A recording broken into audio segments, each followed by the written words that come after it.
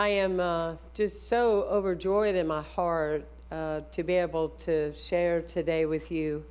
And Reverend Kathy kept assuring me that all of you love a healing service. You know, you never know, because sometimes you mention the word healing and people rush away in their cars, you know. So it really solidifies what I already felt that I knew about all of you, that you are really committed to doing the deeper work. I mean, we are way past bumper stickers and platitudes and cliches and short answers, yes? And the real richness and the real fruit on the limb of the tree, the real good fruit, is the fruit that we are willing to go deeper inside ourselves, because that's where all the mystery is. You know, that's where often spirit is hiding, in the deeper and richer parts of ourselves, when we are willing to go there. And it doesn't always mean it's fun. It sometimes is messy, but yet the payoff is so grand. Your laugh is bolder, your joy is more expanded, and the beauty is when we really feel great, we are like Tony the Tiger. We really feel great, yes? And so it's in that place. And so I'm going to set the premise for our space this day.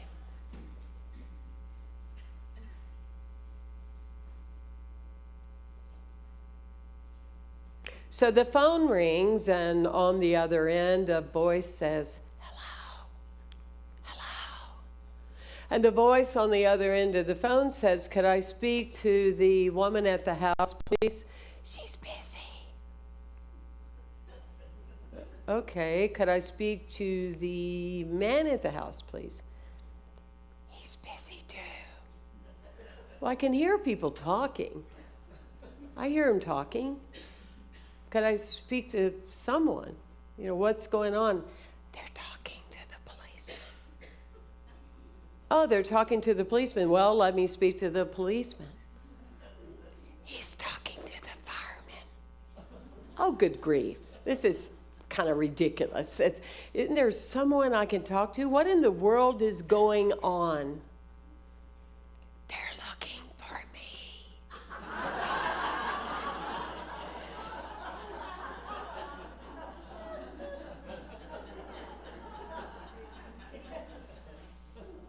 When, in our human suit, we have things that were unexpected.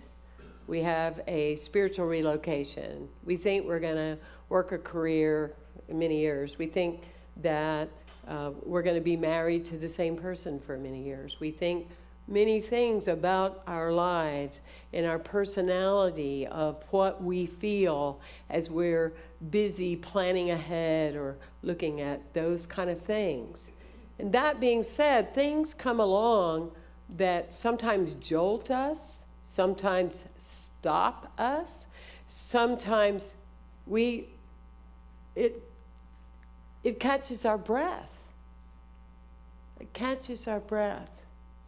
And in those moments, whatever they may be, and there's so many different layers for all of us, whatever they may be, life is looking for you. Life is looking for me, the expanded self, the person that I've yet to know, the new becoming of what somewhere in a prayer at some time, some kind of affirmation, some kind of knowing, I may have stated, I really want to be that. And then something comes along, so I may grow into that. Does that make sense? This is the path of our lives, whereas in often societal beliefs, not unity, it's like, I've been doing wonderful. I've been doing great. I've been drinking my green juice, and I've been walking every day, and I've been aligned. Why is this happening to me? And that is not the direction of the habitual way of responding to life that we choose to go. And yet, we're not puppets either. If something hits you and it hurts or you're caught off guard, you don't go, oh, I'm perfectly fine. Or please don't say that around me because it's a process. But the knowing, the deeper knowing, the wellspring, the knowing, is that we know that on the other side of it, there's going to be more of us on the other side. And that we will align with natural laws. Does this make sense to you? Are you still with me? Okay, so here we are. Amy Batchelor, Reverend Kathy, and myself decided today, our spirit decided, that this would be the day of the healing service. Well, here I am. 3 weeks ago, my dog suddenly died. Not expecting it, even though we're all going to die, but it wasn't expected. And it's his birthday today. Thank you. Thank you for feeling that with me. But the other side of that is you can't make this stuff up. What a great day to heal and reveal with all of you amazing lights here in this building, yes? What an energetic presence of that, and what a joy. And so when we look at healing, and we look at the explanations of things that are healed, it's important to realize that often we may not have ever asked the right question. For example, if you're determined to have a buff body and you keep working out at the gym with weights and you continue to hurt yourself or something happens, instead of saying, why is it every time I'm committed to working out that this happens? The real question is working out with weights the right way that I'm supposed to create a toned body? Are you with me? And so it's about the right question that we learn to ask ourselves, because if we are relying upon the same question we keep asking, what is that going to give us? The same answer that we've been getting. And so we are intelligent people beyond measure. And so we learn to ask a different question in order for that to manifest in our lives. Because that's what it is. It can be the aha moment. We are healed by what we turn towards, not what we turn away from. We are healed by what we turn towards, not what we turn away from. So sometimes when you are invoking in affirmative prayer, this is still happening, and I am willing to see the new answer, ask the new question in my life. Are you with me? If I've been asking all the other things, I've been affirming all the other things, and I still have what I had. So how do I approach it differently? And it's important. Many of us are here in this movement because we have questioned just about everything. So we're good at it. In our own personal lives, we want to learn to ask the right answer. Yes? Like people will say, well, why is it that so many people around me, have been dying lately? Well, you know a lot of people. Why do I know so many people? I feel so blessed. It's about how it is at the end of the day. It's the narrative that we tell ourselves that continues to co-create in our lives. And so that's an important thing. I would like to read to you something that my teacher read to me every time we gathered for a weekend to do inner work. Hold it in your heart. I face the path of my faith. This is the way I've come, the journey my soul has taken to bring me where I am today. I recall the people I've met on this path, teachers all, kind and unkind. They walked with me a while. They showed me their paths. And so I bless their teaching. I remember events along the way, that encounters along the way, pleasant or painful, always instructive. Whatever happened, it was useful, and in its own integrity, it was beautiful. but I have learned to follow my own path. I have learned where I must go. I bless the path of my past, still holding the symbol of your present. So in our consciousness, we're going to turn around from that right now, that we're not physically doing it. We're turning around from that. And holding the energy, you are turning your back on your past and you are putting it behind you. Say that with me. I am putting it behind me. Say it with me. I am putting it behind me. Holding my present in my own hands, I face my future. Every day I step forward on an unknown path, a unique path sprinkled with star stuff of spirit. Past, present, future are all one time, and I'm where I'm supposed to be now and always. My path is with spirit. Yes? You feel that in your heart? We gave you a rose when you came in today, because a rose is a rose, whether it is a seed, a bud, or a blossom. It is always a rose. And the beauty of the rose. But it's a great metaphor of this beautiful thing of being a human being. Because as much as we can talk about the beauty of the rose, we must be mindful of the way we grab hold of it, because it has thorns. And so it's the understanding of that we don't deny there's thorns. We work with the thorns so we can celebrate the rose. That is true for your life. Yes?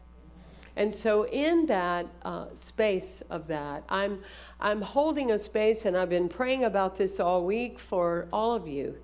I've been praying about the idea of the 4-minute mile for all of you, because somebody questioned the possibility of a mile happening within 4 minutes. If no one had ever questioned it, more than likely, the consciousness of humankind would not have achieved that. But principle is not bound by precedent. It's not bound by precedent, yes? And so therefore, when Roger Bannister, is that his name? I'm downloading, so is that his name, Roger Bannister? Close enough, yes. Forgive me, Roger, if that's not it. Anyway, when he went, I feel I'm going to do it. I can do it. And therefore, then many people after that did it. And that's where I want you to be today, this week, the rest of your lives, is I want you to remember an imprint of the 4-minute mile, principle not bound by precedent. When you catch yourself doing a narrative of suffering or trauma or drama, and you're bringing it right back. So our request today, and this comes from Reverend Kathy, and here's the way she would say it. Now, friends, we're going to do this work today, and you're going to be healed forevermore. Can you own that? And so when you go out in the courtyard, don't start telling your story again. Yes? Don't take it to the car, and don't call your friends all the way home and tell them about what happened and that it didn't happen and that it won't happen, so you'll create it happening. Don't ask me to repeat that, because I don't know that I can. That's very important, because the 4-minute mile. Somebody was asking me on a call yesterday on an interview, how is it you're so happy and you've been sober almost 37 years? And I said, it's the 4-minute mile. I just decided that it's what I was supposed to do. It was my path. You know, how is it that people can divorce and still be better friends than when they were married? It was a 4-minute mile. How is it people can have troubled children and they wind up to exceed them as amazing adults? It was the 4-minute mile. Do you get my point? And that is what nature is calling us, as it is looking for us, is asking us to come up with the bigger template of who we are in this life. Not to shrink, not to apologize, but to stand bold and brave. Are you with me? Is this the day that we're going to put on our big pants and we're going to clear this? not only for ourselves, but for any idea that happened 12 and 15 and 32 years ago at Unity of Santa Barbara. Hello? Yeah. I didn't know I was going there, but it just came out because it's like we got work to do now. Right? And so let's hold that sacred. It's the story that we tell ourselves. And so when something comes along your way, allow yourself to speak into it differently. You might even say, "Oh, I see you trying to take over me." No more. Been there, done that, got pictures. Whatever you need to say, stop sign, make it happen. I'm going to close with a cute story about a home we had in Florida. Had lots and lots and lots of steps, and there was beautiful wood. What kind of wood was it? Beautiful. It was beautiful. So, anyway, it was nice wood, and it was slippery wood. and it shows you I'm not reading anything. It's just like, what? Beautiful wood. Okay, so we had many pets, and we had 2 little brother Yorkies that were tiny. And so my office was upstairs. And so I was up there, and I was working on things and praying. And when I do that, I kind of go away. I'm not really physically always in my body. And so I had put a board there to block my office, so if I went to some deep place, my little Yorkies wouldn't decide to leave and go tumbling down those stairs. You get the picture. Well, it worked for the Yorkies, okay? It didn't work for me because I was in this zone, and I went to do something out in the hall and failed to remember the piece of wood. Thick wood, beautiful wood, but thick, and did not move. And so I tumble whole body down. Noise, books are flying downstairs I had in my hand. And Barbara's downstairs in a meeting, and she yells up, "Are you okay? Are you all right?" And I scream back, "I think I fixed my knee." And that's what I held, and that was my truth, and that was the law that responded to my highest and best good. I was unwilling to go into a very familiar story. Yes? 4 Minute Mile. 4 Minute Mile.